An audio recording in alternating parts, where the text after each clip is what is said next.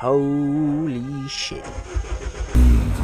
It's all on the floor and it's all come from there somewhere.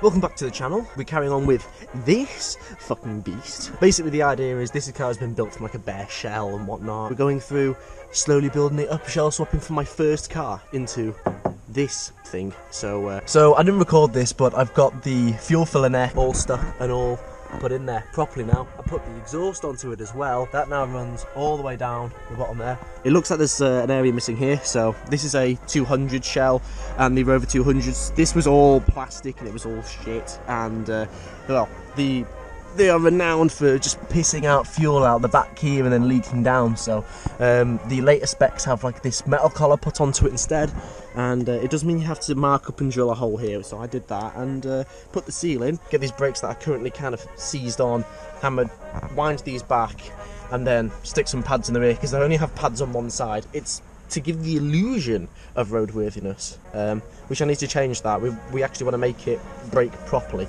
So the exhaust is a little bit off to cock, and the reason being is it has no boot floor. Earlier episodes you'd know that this car is a X-Drag car, Europe's fastest, back in 2014.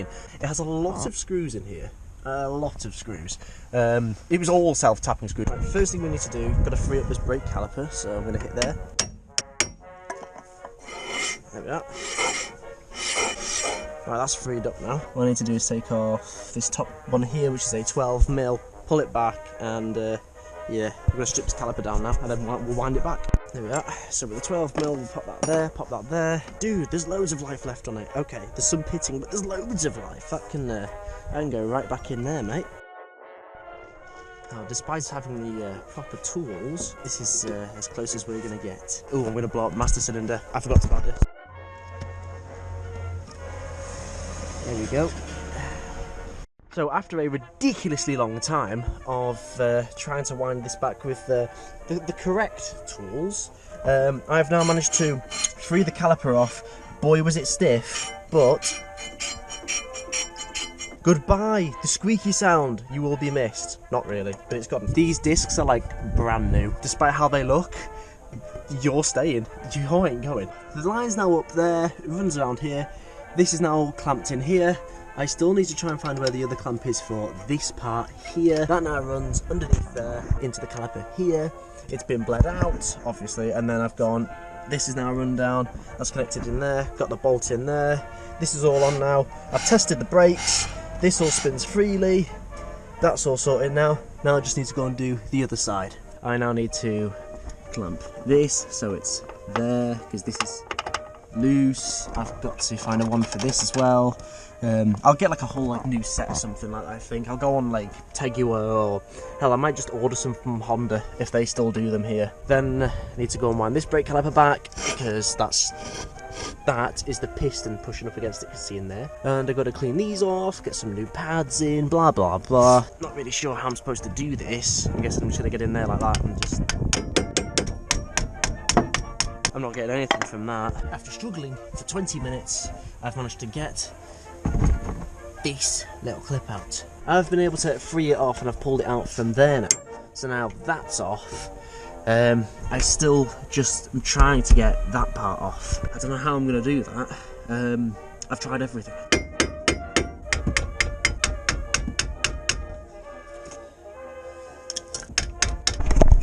It's moved about a mil. It's moved a mil upwards.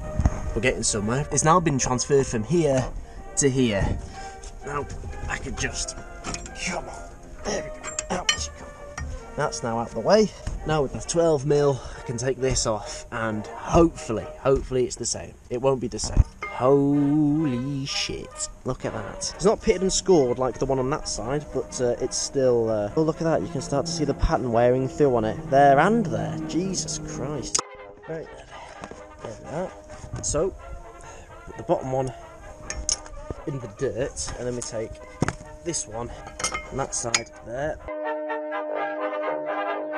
Weirdly enough, this one was the easier caliper to wind back, but these are both in now. It's all done now, just need to bolt it all back together. Okay, so not much has been done. Well, I've fit the connectors all in here, I've put one there, I've tucked it all up out the way. This isn't final though, I don't like how this is hanging here. One night rally, that's gone I think. And the return line has a zip tie holding it on. So, last night, I had gone for myself a petrol can. I had gone to go and get a battery charge, and then it went flat. This isn't starting. This won't start. I don't know why it's not starting. It's got fuel. It's got spark. It's got fuel coming out of like the return. About 20 quid's worth. I've already put one tank in there. It still hasn't read on the clock yet. So I'm going to go and get another tank, see if that does it. If not, we're going to have to pull the fuel lines out of it again.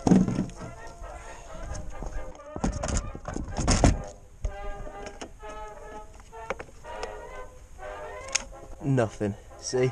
Not even reading on the red. It's, yeah. Another tank of that in there now. So now that's in there. Let's see how much we've got in there now. The final boss, I've woke him up from hiding. Like, oh, Jesus Christ. He saw me and then just dipped back in behind the wing. I just woke him up. And now it doesn't go.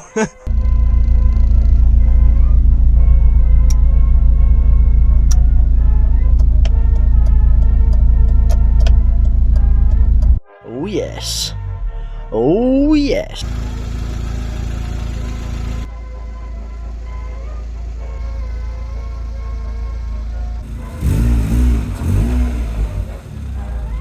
And so I just put 20 litres of fuel in, and well, if I turn it on now, temp is slowly raising. Yeah, it's all gone now. It's all gone. It's like, where is it gone?